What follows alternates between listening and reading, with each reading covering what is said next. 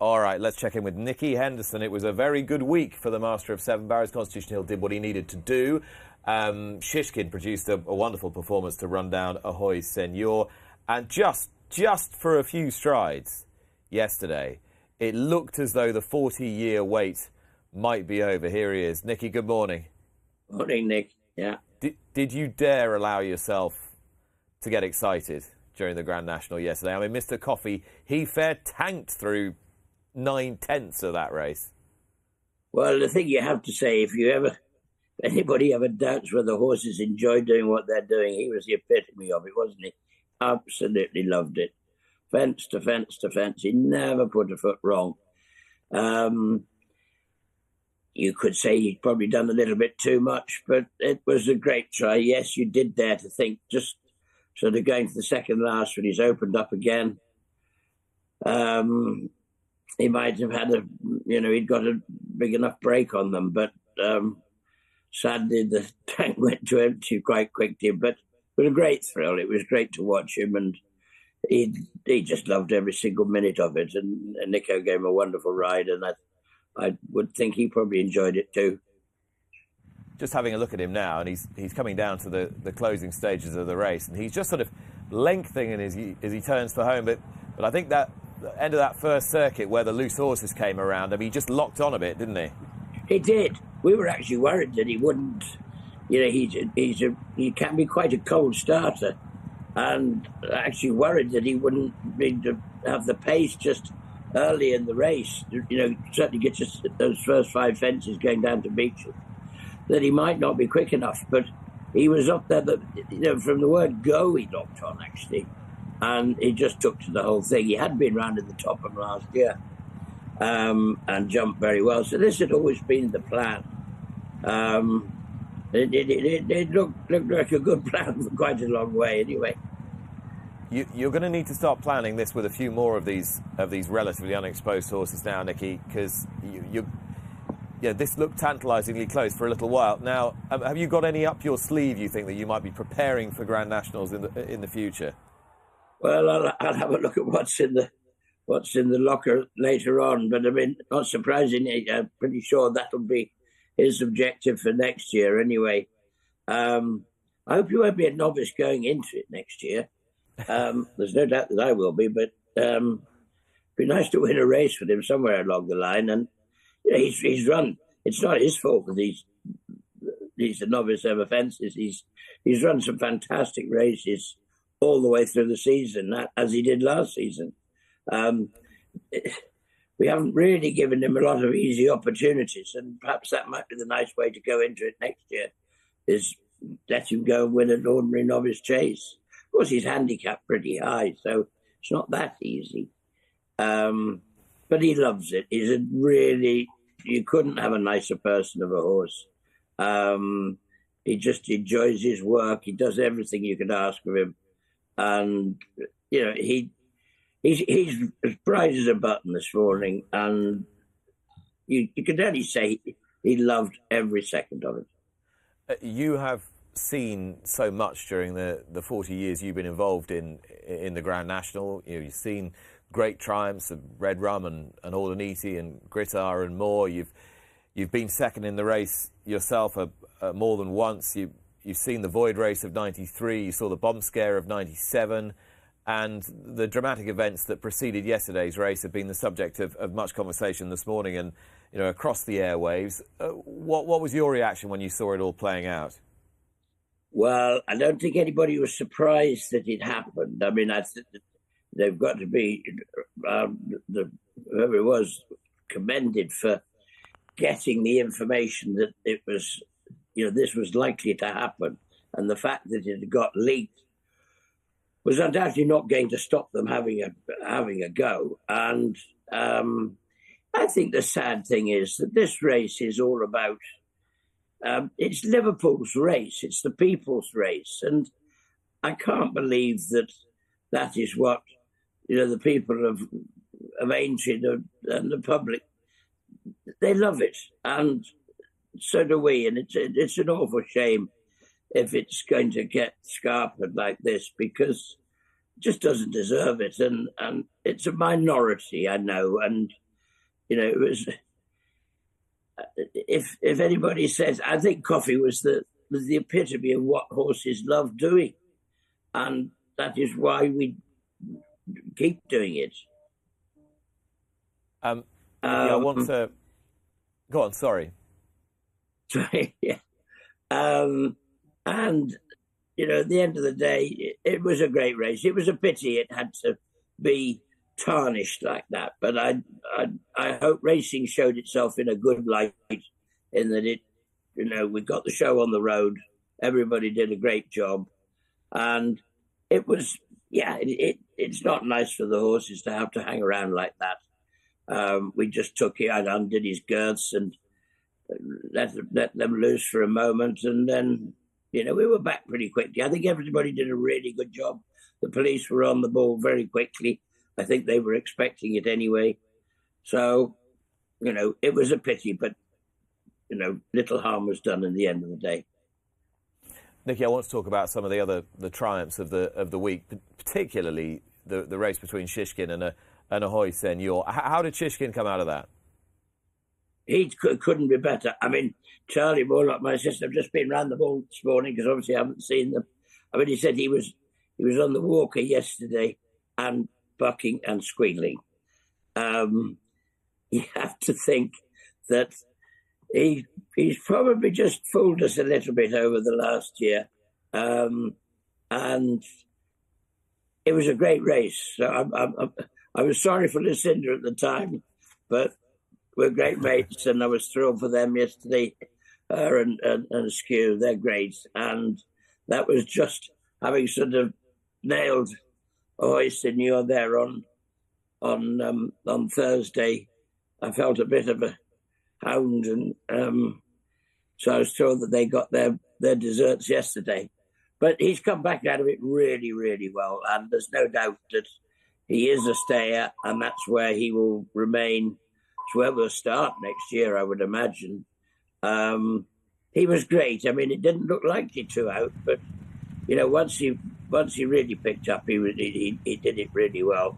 I've got to say, Nico gave him a wonderful ride, and he jumped beautifully here, which he hadn't done at Cheltenham. Yeah, he seemed much happier, all told, didn't he? In a good rhythm, and we can look forward to next year and the King George and beyond. Do you see him as a Gold Cup horse? I think you'd have to say yes. I really do. I don't see why not. I mean, he's still a good horse around Cheltenham. He's won champion chases and things like that. So, he's got the speed, but he's probably been crying out for a trip all along. He's definitely lost an element of his pace, but he's battled very well, and he's travelled well and he's jumped well. I must say, I thought Ahoy Senor had got away from us, but he sets a pretty good gallop and a searching test. So he was Ahoy Senor. You sympathise with him having fallen in the Gold Cup when he looked like he was going very well. Absolutely. Well, we can't wait to see Shishkin again. Obviously, we can't wait to see Constitution Hill again. Now, I saw two interviews after the race, Nicky. In one of them, you were playing quite a straight bat, I thought, and it was quite kind of conventional what you had in mind, maybe, and sort of rowing back from all the kind of bold, outlandish plans that had been set out after Cheltenham. And in the other one, I heard you teasing us with the idea that you could run him on the flat. So I thought, now, what does he really think? Well, I think you could take the flat one out. This is a flight of fancy, isn't it? I think he was first thought up on April the 1st. I think actually I was talking to John Gosden a couple of days later in a box at Cheltenham, and I think I was sort of teasing. I'm not sure it was April the 1st, but it felt like it. Felt a good idea at the time. So we're going to put a fork in the flat theory, but yeah, we will. He'll be in the field for that. You can watch it on telly. Fine. What about chasing? Nico did say you were going to school him sometime soon, or have you done it already? No, we definitely haven't. No, and I mean, but I think we will at some stage. I mean, if the weather's, if in a couple of weeks' time the ground is still safe, we might well do it then. Otherwise, it might be in the autumn. But he is very, very good at this, isn't he? he's got an awful lot of natural speed that he can quicken electrifyingly in the middle of a race at any stage. And as Nick said, he was really only going round he was going around on his own in his own time, but his own time is very, very quick. I suppose, you would wonder whether he's, if he's going to go chasing, you could only really want to do it if you thought he was going to win a Gold Cup. And, I suppose you might look at it and say that when you've got as much speed as he has, is he likely to stay that far? That's always the question. This was 2.5 there on Thursday, but he's made it all on his own. And he's, as Nick said, if a horse had come to him, he'd have picked up and gone, disappeared again. But I don't know. We'll just have to think it all out, and we'll see what he makes of it all. It would be a surprise, wouldn't it, if when you schooled him, and I'm not trying to tempt fate, but when you see a horse that athletic and one who picks his feet up as swiftly and as smartly as he does, and it just looks so assured with where he's putting his feet, it would be a surprise if he didn't jump those fences pretty easily, wouldn't it? I think he would, as long as it's the technique really that we'd be looking at, rather than the fact whether he just gets A to B. There are horses and there are hurdlers that, Bouvedere was the obvious example of a hurdler that, yes, we did run him in 2 chases, but he hurdled his way round, and it wasn't going to happen. He was pretty terrifying, wasn't he, when he jumped a fence? Yeah, and then it worked well because Altior was in the same year. Either of them could have won that champion hurdle that year, but luckily one of them had got the technique wrong, and one of them had got it right. And Altior was brilliant from day one. Bouvedere was pretty scary. It just wasn't the right way to do it. So it made the decision to switch him back to hurdles, and then he wins 2 champion hurdles. So for once, it wasn't very difficult, but at least we got it right.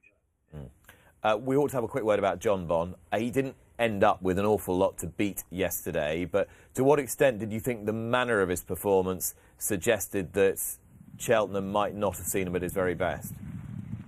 I think that's undoubtedly true. He was a miles better horse yesterday than he was in Cheltenham. His jumping yesterday was very slick. We had to do a few tweaks in between. He was sore coming back from Cheltenham. He's a very good action horse, and I know Hayden would say I think he's a better horse on really good ground. That was lovely ground on the first day. It was lovely ground yesterday. Extraordinary how it dried out again, because it actually wasn't very nice on Friday. So much so that I actually begged the owners not to run Fantastic Lady in the Topham, and she ran an absolutely fantastic race. And it was wet, and well done, Aintree. They gave us some beautiful ground as always. But I do think he probably is better on good ground. Undoubtedly, he would get 2.5. It was just that we were always going to go 2.5 this week, except the 2-miler that JP picked it up very early on. Said, well, what is going to run in the 2-mile novice? Because we knew that Willie wasn't coming with either